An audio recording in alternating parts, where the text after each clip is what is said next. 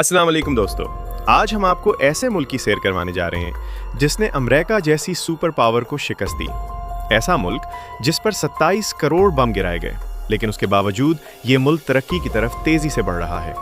ऐसा मुल्क जहां सांप की मदद से शराब तैयार की जाती है। जी हां, आज हम सैर करने जा रहे हैं वियतनाम की। वियतनाम पर अमेरिका ने क्यों हमला किया? इस मुल्क के लोग क्यों खुशहाल हैं? वियतनाम के खूबसूरत मकामात कौन से हैं?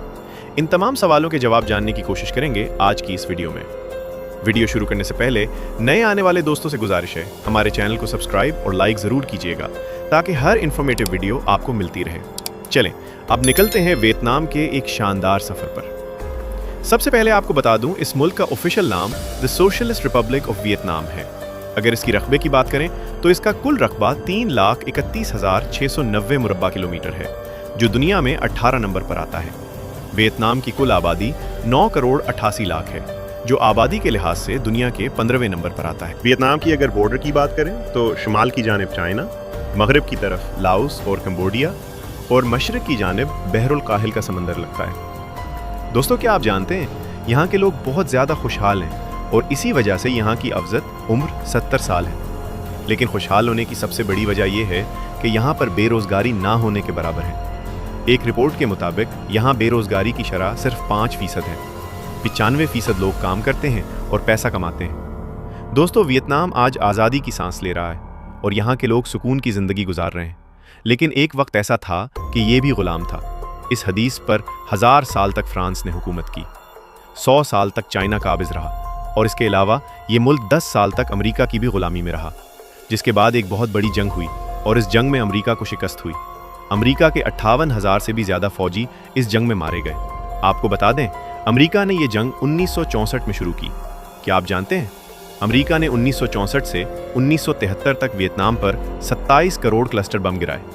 अगर इसका मुआवजा इराक की जंग से किया जाए तो अमेरिका ने इराक पर 6 करोड़ बम गिराए, जबकि वियतनाम पर 27 करोड़ बम गिराए गए। ये जंग 1974 में ख़त्म हुई और जीत वियतनाम की हुई। इस जंग को वियतनाम वॉर कहा जाता है। दोस्तों, अगर आप वियतनाम का मैप देखें तो इसकी शेप आपको बाकी मुल्कों की निस्बत अलग तरह से नजर आएगी। ये अंग्रेज के अल्फ़ाबेट इसकी तरह दिखाई देता है। इस मुल्क में 14% लोग दूसरे मुल्कों से आकर आबाद हुए हैं और 86% लोग वियतनाम के मकामी हैं। वियतनाम में आपको गाड़ियों से ज़्यादा मोटरसाइकिलें नजर आएंगी। यहाँ हर कोई मोटरसाइकिल पर सफ़र करता है क्योंकि गाड़ियों को बिल्कजरी प्रोडक्ट के तौर पर माना जाता है, जिस पर हुकूमत 200 से 300% तक टैक्स लगा देती है। दोस्तों, वैसे आपको काजू तो बहुत पसंद होंगे। क्या आप जानते हैं दुनिया में सबसे ज़्यादा काजू की प्रोडक्शन करने वाला मुल्क कौन सा है? वो है वियतनाम। कहा जाता है कि दुनिया का 45% काजू वियतनाम में पैदा होता है और इसके अलावा काफ़ी एक्सपोर्ट करने में भी वियतनाम दुनिया के दूसरे नंबर पर आता है। और अगर काली मिर्च की बात करें तो इसमें भी वियतनाम पहले नंबर पर है।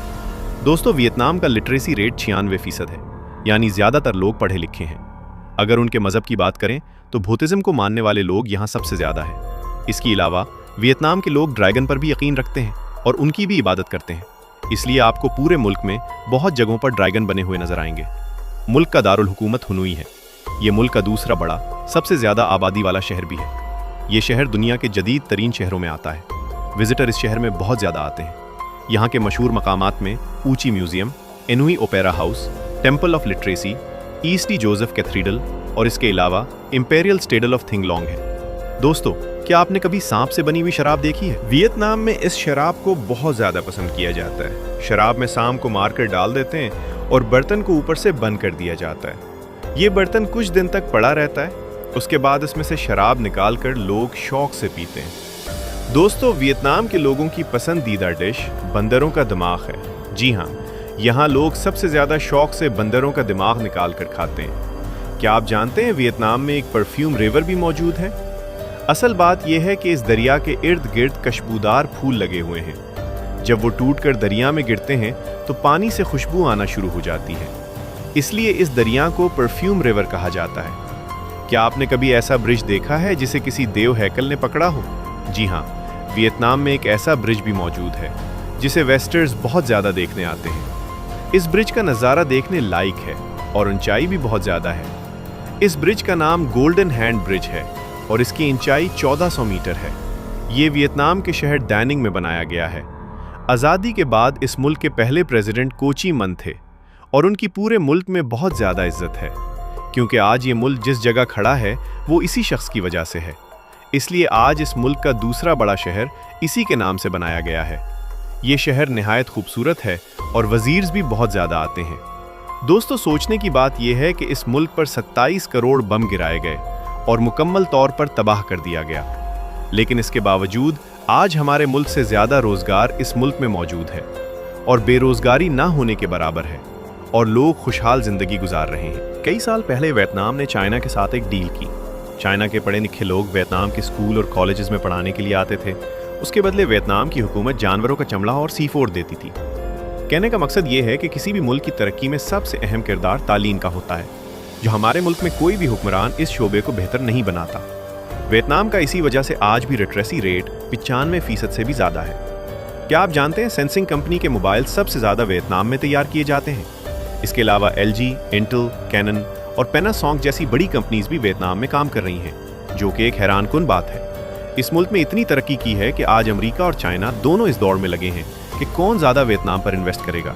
जबकि वियतनाम वॉर 1975 में ख़त्म हुई और आज ये मुल्क सबसे ज़्यादा खुशहाल एशियन मुल्कों में आता है।